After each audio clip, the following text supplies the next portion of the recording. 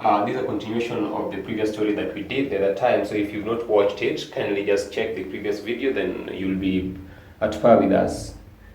Yes, so we are continuing with the story that we did last time. If you can remember, there's this lady mwenye alikuwa ametextiwa, then akakuja, then she stole from us, then now again she had stolen again from us. So this is a part 2 of the same story, and I remember we left at, you know, like when the police came home. I opened the door for them, then they came in. After coming in, the woman alianza kuniambia mazee, mimi niko na shida, mimi ako na shida na mimi. Apparently in her head, I was, you know, like I'd run away from the police. Yes. So before we continue with the story, kindly guys put on your mask. Don't forget to put on your mask.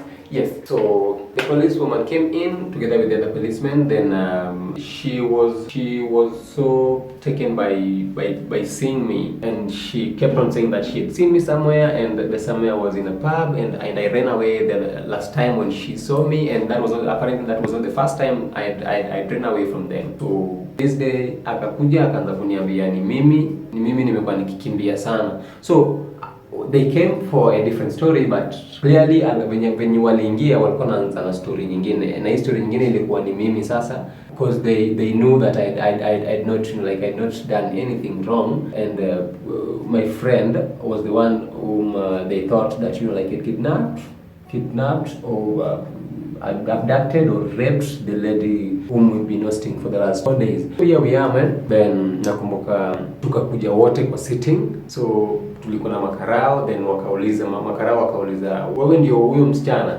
akasema so wewe ndio huyo msichana clearly meant that wamekuwa wakiongea, huyo msichana ndiye amekuwa akicommunicate actually directly to the police. Juu venye walifika walijua the house number, walijua, they didn't even ask the soldier, cause later on we asked the soldier, you know, like okay, how makarao waliingiaje, walikuja wakafanyaje, did they maybe like ask house number or anything. The police came like walikuja tu kama wameingia kwa gate. The lady described everything. So the police came, they went through the gate, they didn't ask anyone house number or anything. So waliingia kwa gate, then they came straight to the house, wakatupata. So kumbe msichana hii time yote tumekuwa tukingoja aonge na anko wake atumedogo kwa M-Pesa then tumrelease, amekuwa akiongea na polisi. So here then you know, like now huyu beshtangu akachukuliwa, cause ni yeye sasa, ilikuwa ni kama ni yeye alikuwa na shida, so akachukuliwa, mimi nikaachwa.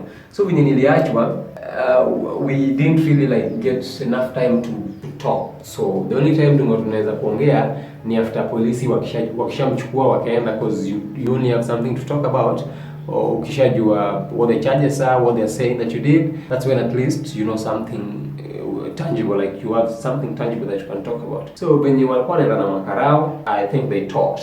Sasa makarao walikuwa wanamuingiza baridi, wanamwambia wanamwambia rape, wanamwambia abduction, wanamwambia kidnapping. So hapo ndo penye makarao I think wakamuitisha do, because I remember he called me and told me to go, you know, like after him with some cash.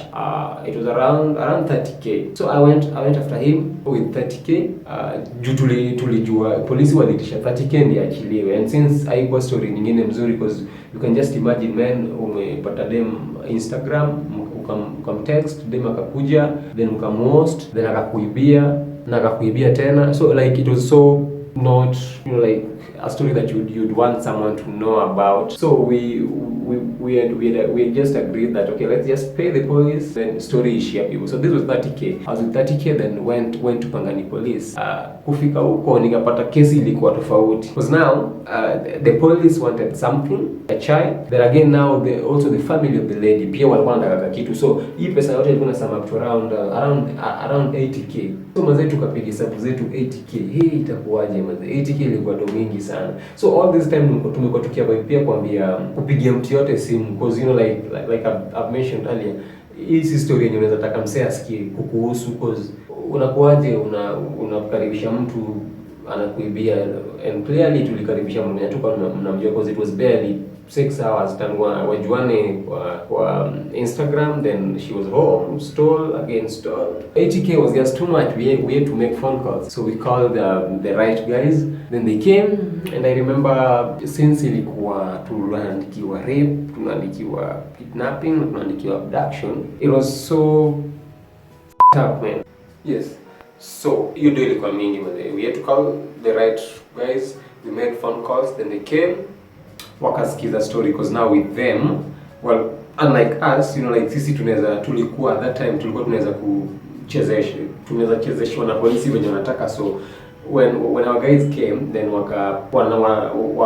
like they know how to talk to the police, and you know, like, and talking the exact language that the police would want to listen to. So wakaongea, wakasikiza kesi from side ya polisi, then wakaambiwa hizo tu vitu zote, wakaambiwa rape, abduction, kidnapping, those were the major ones zenye alikuwa ameandikiwa. So na pia tulikuwa tumwambia story na like how much the police were asking from us, na tukawaambia cause walikuwa wametu explain ya from 30 venye ilikuwa inafika 80,000. Walikuwa wamesema kuna percentage yenye inaenda kwa familia ya dem, na familia ya dem ilikuwa ango yake peke yake. She only came with an uncle of hers, so they were only two. It was the lady and the uncle. Yes. So wenye tuliopiga simu wakasikiza story, na venye walisikiza story wakajua dem amerepiwa, na familia ya dem mwenye amerepiwa wanataka do, which should not be the case, because if someone rapes you or someone rapes your daughter or your sister or you know, like just a lady, the right procedure is you know, like the lady is supposed to be taken to the hospital for checkup and all that. Then the rapist is supposed to be charged, not paying kitu kidogo then anaachiwa. But hapa tulikuwa tunataka tulipe kitu kidogo ati ndio aachiwe, na amerape mtu. Again, alikuwa amerape mtu because it was not rape.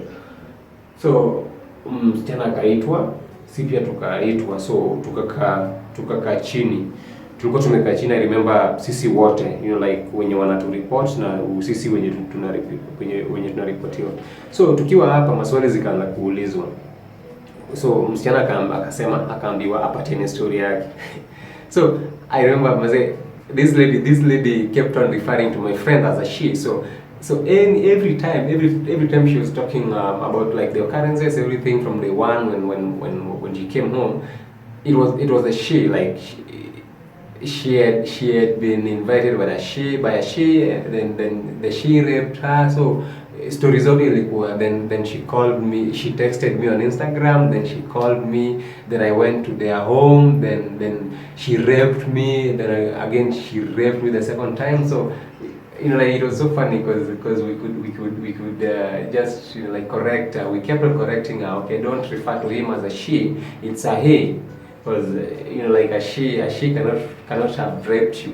So tukiwa pale hivyo akapata na story yake yote, then si pia tukapata na story yetu venye ilifanyika pale hivyo. Mazee ilibidi like zetu zote kwa meza because there was nothing to hide. 80,000 ilikuwa domini, hiyo hatungeweza. So tukacheza kadi zetu zote mezani, tukasema venye kulikuwa mdema alikuja siku ya kwanza akatuibia, hadi yeye mwenyewe alikubali, siku ya pili tena ndio ametuibia, tulisema kila kitu. So while here, then our person now akauliza huyo anko ya huyo msichana, but so nyinyi mnatakaje? Then imagine alikuwa na guts za kusema hapo penye tulikuwa tumekaa ati yeye like wao walipwe, then they part ways, walipwe then they part ways. So at this point the police woman had known that this was you know, like it was a battle that's not supposed to be even fought, because alikuwa shajua from mwenye tulikuwa tumempigia simu akakuja, anajua the rule, anajua mkondo unafaa kufuatiliwa wakati mtu amebakwa. Bado the family wako wanajua, so they were still mentioning you know, like payment. Then mtu wetu akamwambia okay, sawa, kama mnataka payment sisi hatuwezi kataa kuwapatia, but sasa kenye tutafanya, wacha twendeni kotini, huko hivi ndio penye tutawalipa. So penye walisikia kotini ikakuwa and I also didn't mention. So this lady is Arab, those Arab probably from Ethiopia, I think. Then now the uncle is a Luo, which was again funny because, well, it happens, but the uncle that was presented did not like look like an uncle to that lady.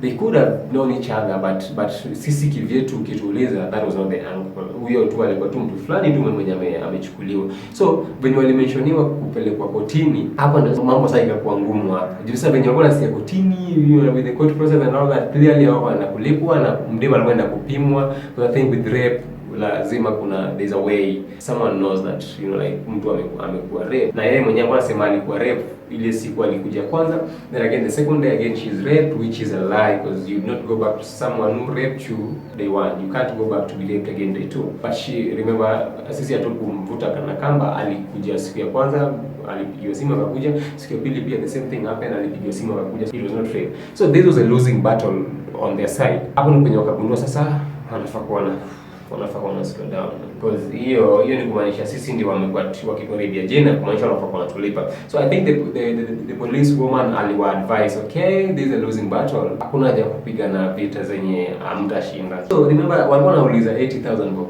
80,000 bob, we bro, like tulikuja chini hadi kwa polisi ndio walikuwa tupatie sisi chai. Ushapatiwa chai na polisi wewe. So si tulipatiwa chai. I remember tulinunuliwa soda, like mwenye tulikuja naye alipatiwa kitu ka soda hivi. Mzee, hiyo ndio ilikuwa story. Msichana hapo turudishia zile zenye alituibia zilienda hivyo. Alijilipa, hata tuseme alijilipa. Na msichana alikuwa more expensive. Alijilipa 12k siku ya kwanza, akajilipa tena 7k. Mimi ilikuwa pesa ngapi? If you want to watch the whole thing, please just you need to watch the first video, then you finish with the second video. Yes, and please subscribe, as it motivates me to, you know, like, just keep on doing more.